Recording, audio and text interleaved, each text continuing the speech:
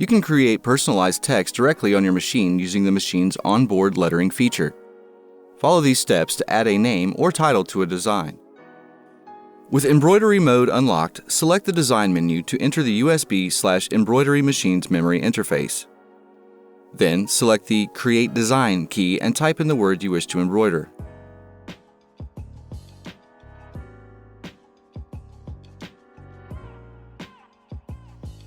Next, select the design's font, density, compensation, angle, and more using the row of design options on the right.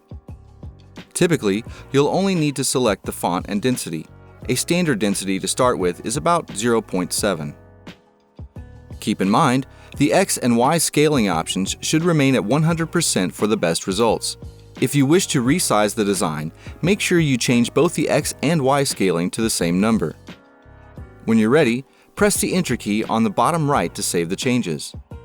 Then, press the green check mark when you have completed your design.